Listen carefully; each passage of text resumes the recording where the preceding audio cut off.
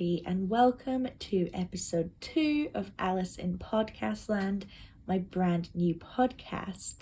I just wanted to say before we started, thank you so much for the positive feedback on episode 1, and thank you to everybody who stopped and listened to it. It means the world to me, and I am so excited for this podcast to continue for the foreseeable future. So again, thank you so much. I also just wanted to post a little reminder that this podcast really comes from you guys' comments and suggestions, so don't forget to pop a comment in the box below. I can never remember what they're called on YouTube. Just post a comment letting me know, your opinions, feedback, if you've got like a personal story about any of the things that we talk about or an opinion, please feel free to share, and that can be content for episode 3, you never know. So I am actually filming this podcast from quite a weird location today. I am actually in the middle of Reykjavik, the capital of Iceland right now. I am in my hotel room, so apologies if there's any strange background noises. I literally can't control them. My room, I think, is connected to the laundry room of the hotel, so you can sometimes hear dryers going off and things like that. So I can only apologize, but we make do. But yeah, I'm in Iceland, which is incredibly exciting. I've had a fantastic time so far. I've been solo traveling around Iceland and it's just been amazing. I have been filming my experiences, so you will see them on my YouTube channel in the next couple of weeks as well. I'm really proud and really excited about those videos, so be sure to keep an eye out for them. And I guess now is a good time to remind you to subscribe to my channel as well. But I've really had a jam-packed schedule. The first day that I arrived, I didn't do anything other than go for a little walk because I arrived quite late. Then on the first proper day, oh my gosh, it's crazy how things go out of your mind, isn't it? I went to Perlin, which is a sort of science center museum kind of thing here. And they've got a planetarium where you can see the northern lights, and an ice cave with real mountain ice that you can go through. That was really cool. Gosh, what else did I do on day 1? That is absolutely shocking. You do all these crazy experiences, but my memory is so bad. As soon as it's the next day, I've completely forgotten. I went to the Phallological Museum. I think the less said about that, the better. And I went to see the big church as well, the sort of famous church of Reykjavik. The next day, I went to the Blue Lagoon, which was definitely a highlight of the trip. That was amazing. I know people say like, oh, it's overrated. There are better ones that the tourists don't know about. And I'm sure that's true, but I had a great time. We were the first group there, so it was really quiet, and we were there as the sun was rising. So it was pretty magical. Then the next day, I did a Golden Circle tour. So we went to a beautiful waterfall. We went to see a geyser, which was really cool. I've always wanted to see one of them. And we also went to a national park where the tectonic plates meet. So you can basically stand with one foot in Eurasia and one foot in North America. It was a really cool experience. That was yesterday though, and I am feeling it this morning. I'm still in bed as I'm recording this. I am exhausted from doing all these things. Today I am going on a whale watching tour on a boat, so fingers crossed we get to see some whales. And then at night going on a Northern Lights excursion. So again, fingers crossed I'll get to see the Northern Lights, which is basically the only real thing that's ever been on my bucket list. Like, it's always been there, so we'll see. And then tomorrow is my last day. I'm leaving in the evening, but I'm gonna go to the museum, like the National Museum, and I'm gonna do Flyover Iceland as well, which is like soaring. If you guys have ever been to Disney World or Disneyland, It's like the ride soaring, so very, very excited. So I've had a fantastic time. I'm sad that I'm almost leaving. Tonight's my last night in the hotel, and yeah, it's a bit sad, but I've had an amazing time, and I love traveling. There's so many benefits to traveling. Like, I think it just generally makes you feel like a better person. You feel like you've gained so much knowledge about other cultures, and you always take away a little bit of the positives of that culture, I feel like. And I do feel like I become a better person after I've been to a new country or a new place. And I think it just makes you a more interesting person as well. Not that you should ever do something, for other people, or thinking like this is what I should do. It should just be what you want to do. But I do feel like, you have more stories to come back to people with. It just generally makes you a more interesting person as well. Travel is really something I've only recently started to do. I've obviously traveled before, as a child, but only recently have I really started to think I want to really explore the world, So I've been doing some solo traveling. I've been to London. That was my first solo traveling because I just wanted to sort of dip my toes in the water and not go too far.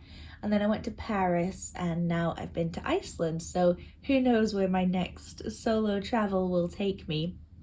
I'm not always going to solo travel. I'll travel with other people sometimes too. For example, this year I'm also going to Japan with my family, and then with a couple of friends I'm going to America in the summer. So very excited about that. I have been to America before, but I've never been to these particular states. So very excited about that. I feel like it'll give me a better idea of how people actually live in America, because I've been to New York twice and I've been to Florida, and I feel like they're not necessarily the best places to go if you want, authentic America. They are very touristy. So I'm really looking forward to that. I say there's all these benefits of traveling, but I mean, there's so many benefits to doing like a staycation as well, whether that's staying somewhere nearby your home or staying in your home. Like, I sometimes have decided, like, say I've got the house to myself for a weekend, I decide, okay, this is my staycation. So I may be staying overnight in my own home, but I'm going to go out and act as if I'm on holiday. And I'll go, into the centre of Edinburgh, which is where I live, and, act like a tourist for the day. And it does give me the same feelings as if I was traveling to another country. So I really like doing that. Not everyone can afford to travel, and I certainly can't afford to travel all the time. So that's a really, really nice way of sort of getting that same feeling. And I do think staycations are like the best because, well, number one, they're so rejuvenating because you're getting that feeling of being on holiday, but typically it's like no stress because, you know the money, you know the language, you know how things work, you know where everything is because you're in your local area.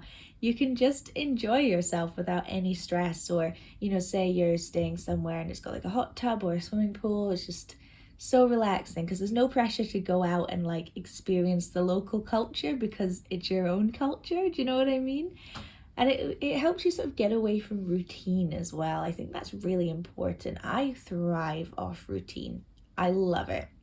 I schedule every minute of my life and I'm happy that way. But even so, it's definitely useful to have a break from your routine sometimes and just go with the flow and see what happens. And I think staycations really let you do that. I'm actually going on a staycation next month. I'm going to film it for my YouTube channel, but it's more like a mindfulness retreat that I've kind of designed myself. That's my New Year's resolution this year, is to be more mindful and present and healthier in every way. So I've kind of designed this little retreat I'm going to go on, and yeah, really looking forward to that. I think it'll be very relaxing. So hopefully that goes well, and who knows, maybe it can provide some inspiration for someone out there.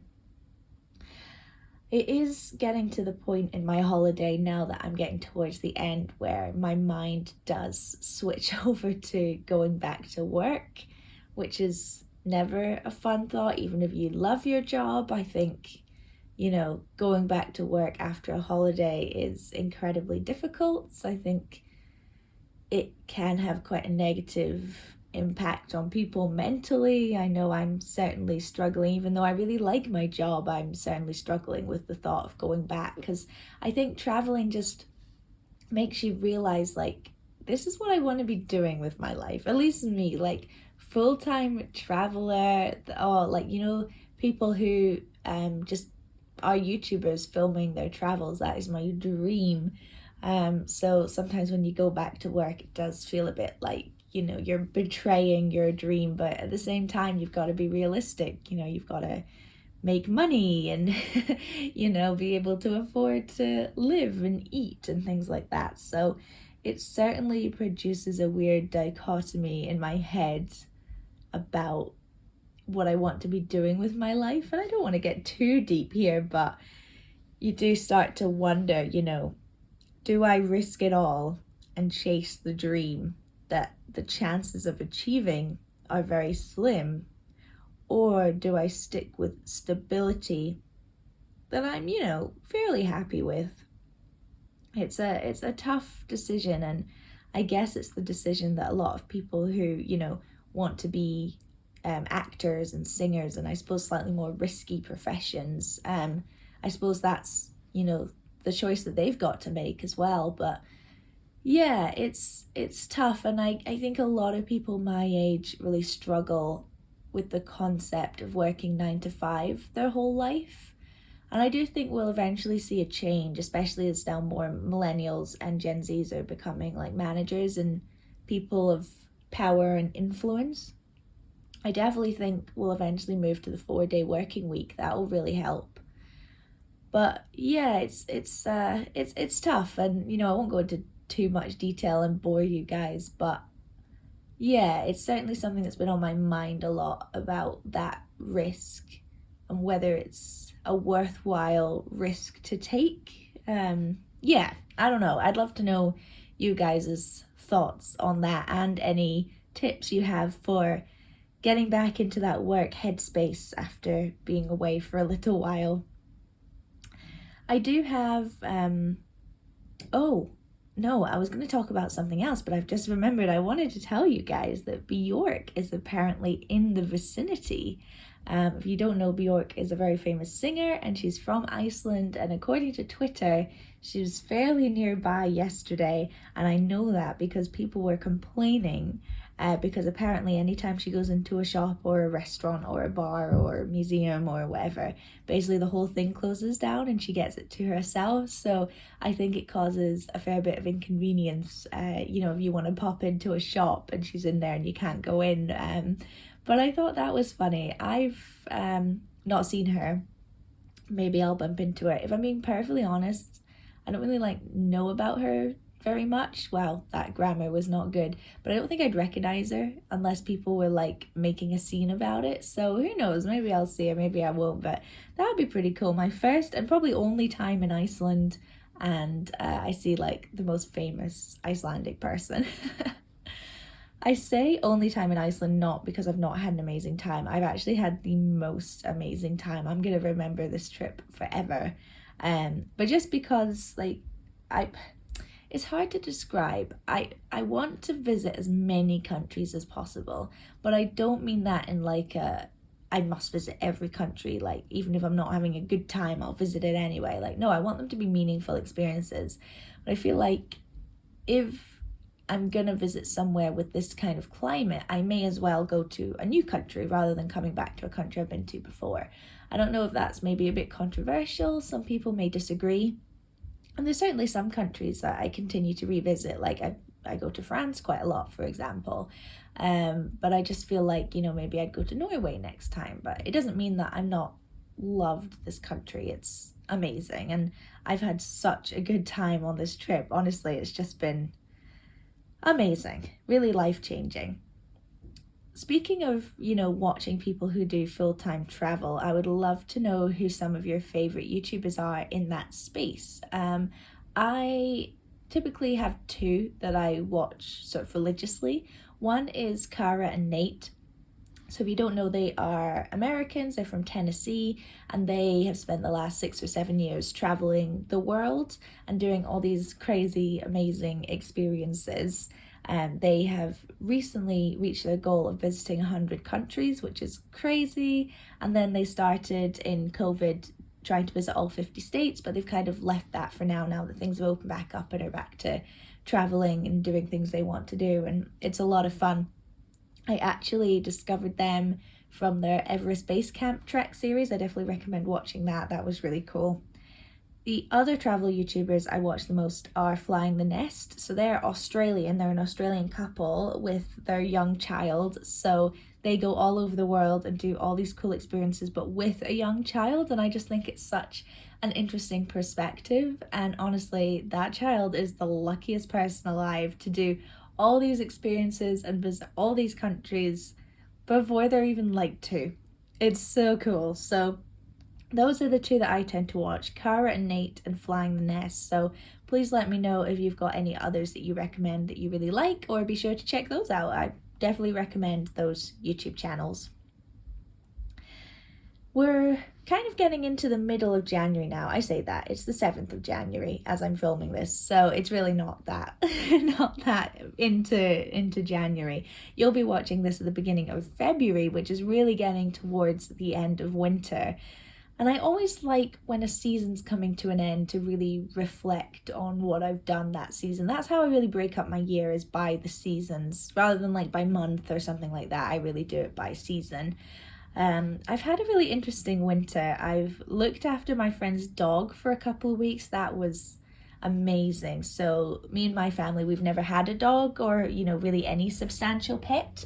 So that was a pretty amazing experience to get to look after a dog. And I really did fall in love with that dog. I did cry a little when we gave her back, but, didn't want to be a dog napper. I went ice skating with my friends. That was really, really fun. Really enjoy an ice skate, even though I'm not very good at it. No one fell over, which was a shame. I was hoping for someone to fall over. I did karaoke in a ski lodge in the middle of Edinburgh. I did the Looney Dook, which, if you don't know, is a Scottish tradition. On New Year's Day in the morning, you wake up and you cleanse yourself of the past year by jumping into the freezing cold sea. Bear in mind, we live in Scotland. The sea is cold, and you jump in. People normally are in like fancy dress and things like that. And it's just a bit of fun and signifies the start of a new year. So I did that. Obviously, I've been to Iceland, which was amazing. I'll have done my little mindfulness retreat by the end of the season. I went to the ballet. That was really cool. That was a couple days before Christmas, or like a week before Christmas, and we saw the Snow Queen. That was really cool. Definitely puts you in the winter spirit. And I went down to Essex as well, which is where some of my family live, right before Christmas as well, and did like a bit of an early Christmas and saw festive things and stuff. So that was really nice. So yeah, I've had a really good winter. It's been pretty chill, which is exactly what you want from winter, isn't it, really? I've also been watching a fair few films as well. I don't know what it is, just sometimes I get in the mood to just watch 50 films a day, and then I'll go for a month and not watch a single one. It's weird. So I normally have to do a bit of catch up in my film watching stages. So I watched Barbarian. So it's a horror film. It was really popular, so if you wanted to see it, you've probably already seen it. But it was unlike any horror film I've ever seen before. It was kind of amazing. I'm not going to spoil it in case you want to watch it. But long story short, it's about a woman who checks into an Airbnb, but there's already someone staying in it. That's about as much of a plot synopsis as I'm going to give you. But it's so unexpected. Like, you do not see it coming at all. I ended up showing the film to my mum because she is so good at guessing where a film's going to go. Like, it's unbelievable. Within 5 minutes, she can figure out the whole plot. It's so clever. So I was like, right, you gotta watch this. And even she couldn't figure out where the plot was gonna go. It is a twist, and then another twist, and then another twist. You think it's gonna zig, and it zags, and it's very unexpected. it is a horror film, so if that's not your cup of tea, this might not be the film for you, but I loved it. It's definitely up there with films I watched this year. Other films I really enjoyed, I think Nope is definitely a strong contender there. That was amazing. That might be my favourite film of the year. What else to know? Everything Everywhere All at Once was really good. I don't love it quite as much as some other people do, but it is an amazing film, and I hope it gets lots of awards because it certainly deserves it. I saw Black Panther. That was good. I'm pretty sure there was another Marvel film this year. See, my memory is atrocious. I went to see Matilda recently as well.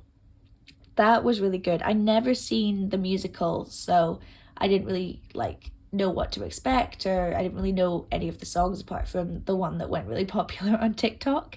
And that was really good. I really enjoyed it. It's just like a nice watch, very wholesome. The song at the end, Revolting Children, that is a banger. I've been listening to that over and over again. And I think a bit of a problem I have with the musical / the film is it's quite sad. And I know Matilda, it is sad to an extent, but I felt like it was all just generally quite low energy and sad. And then you get to Revolting Children at the end, it's like, this is the energy I was looking for. I wanted this film to be fun, and I felt like it wasn't particularly fun, but I still had a really good time with it. It was a really good film. I definitely recommend watching it if you like musicals, or if you're a fan of whatever iteration of Matilda you've seen, whether it's the old film or the book or anything like that. I definitely recommend it. And people who have seen the stage show have said it's very faithful to the stage show, so that's always good, because sometimes they are not. Because apparently a lot of the sort of background chorus children in Matilda were in Cats, which is the first one that came to mind about a maybe not so good musical adaptation. But hey, if you've seen Matilda, let me know what you think about it. If you've seen any films that you thought were particularly great or particularly awful, why not this year? Let me know, because I'm always up for watching an awful film as well. In fact, they're maybe my favourite. Like The Room. If you guys ever seen The Room, love that film. Anyway, we've gone a little bit off track. I was going to talk mostly about travel and being in Iceland. I suppose we did, but yeah, kind of went off track there a little bit with movies. But I think I'm going to end this podcast here today, right in the middle of Reykjavik. So weird. There were so many fireworks last night. I had such a hard time falling asleep because yesterday was the last day of Christmas for people in Iceland. So they have these things called Yule lads, and there's 13 of them. And they, one by one, each day come down the mountain until the last one comes down on Christmas Eve. And that sort of is like the real start of Christmas. And then after Christmas, one by one, they work their way back up to the mountains. And yesterday was the day that the last one went back up. So that was the last day of Christmas. And they're really cool. They're called things like the spoon licker and the doorway sniffer and things like that. I'm falling in love with it. I think I should bring it back to Scotland and start it as a new tradition. But yesterday, as a result, it's like a big party day. So people go out, they celebrate the street parties, elves come out and play, and obviously there's lots of fireworks. Because I'd come back from my Golden Circle tour, I was pretty tired, so I did not engage in the festivities, unfortunately. But yeah, that was pretty awesome, and I really love the Yule lads now. Anyway, I was supposed to be ending the podcast. I want to thank you guys so much for listening, and again for all your support for this podcast and for any video I do. I really, really appreciate it. It means the world to me. I might not always have the time to, post meaningful replies to your comments and things, but I really appreciate it. That's all I can say, really. I really, really appreciate it. The next episode of this podcast will come out at the beginning of March. That's crazy. The year's already going so fast.